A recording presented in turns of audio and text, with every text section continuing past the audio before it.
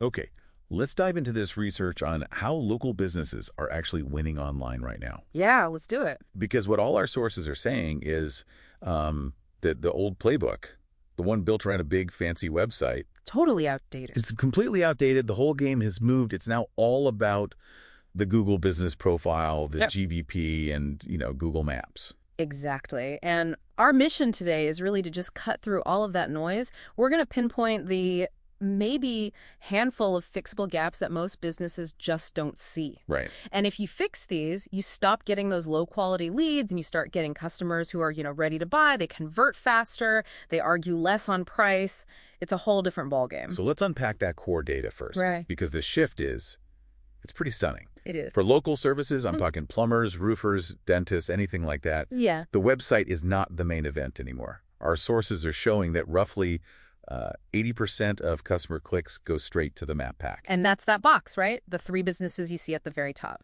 Yeah, before you even get to the normal website links. What's so fascinating there is what that statistic really tells us about Google's actual goal.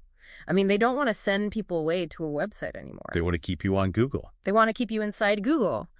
The GBP is their knowledge base now. It's their source of truth. Hold on. So if 80% of the action happens before anyone even sees a website link, is the website, is it just irrelevant now? No, not irrelevant, but its job has totally changed.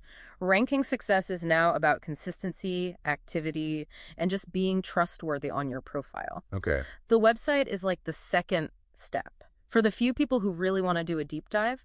But if they already trust your profile, your photos, your reviews, they're often calling before they ever see your homepage. That map pack then, that structure, Yeah. that's everything. It only shows 3 businesses. And those 3 get the lion's share of the clicks. So we have to talk about how you get in there. This brings us to what we can call the map pack reality. And it's critical. You don't need to be number 1 obsessively. But our data is crystal clear that ranking number 4 is not almost there.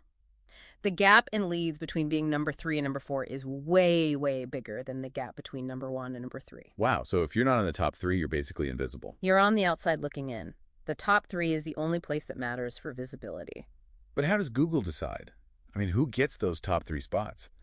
This brings us to a really counterintuitive finding our sources called Trust Beats Rank. Yes, and this is where it all connects. Think about it. Trust signals, human signals, they often outweigh some kind of perfect technical SEO. What does that look like in practice? A business with, say, 4.7 stars, but with really recent reviews, and they're responding to them. They just posted new project photos last week. That active profile will often beat a competitor that has a perfect 5.0 score, but hasn't touched their profile in 6 months. Because the stale one looks unreliable. Exactly. Google measures that activity, stale profiles lose trust, and they drop. So we've nailed down visibility. You have to be in the top 3. But there's another layer here, right? The conversion piece. Visibility is useless if it doesn't convert. Right. You could be number 1, but if your profile doesn't immediately answer the customer's question why you lose, the click goes to number 2. So what are those conversion elements then? It's about having a clear offer, easy next steps, strong calls to action. A really common mistake is just having terrible photos or no service descriptions. The customer has no idea what you actually do specifically. So it's not usually one huge mistake that's holding a business back. No, almost never. It's more like death by 1,000 paper cuts. Small little gaps that just add up. That's the perfect way to put it. Inconsistent activity, the wrong categories, weak photos, a confusing offer. All these little things reduce Google's trust and they keep you stuck at number 4 or 5. So the core takeaway is pretty clear.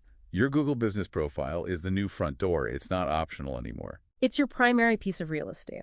And what you should understand now is that the problems keeping businesses out of that top 3 are small, fixable issues. They aren't these massive technical projects. Oh, yeah. So the question to really think about is this. Now that you understand how this system really works, what specific small gap in your own visibility or conversion will you go look at first?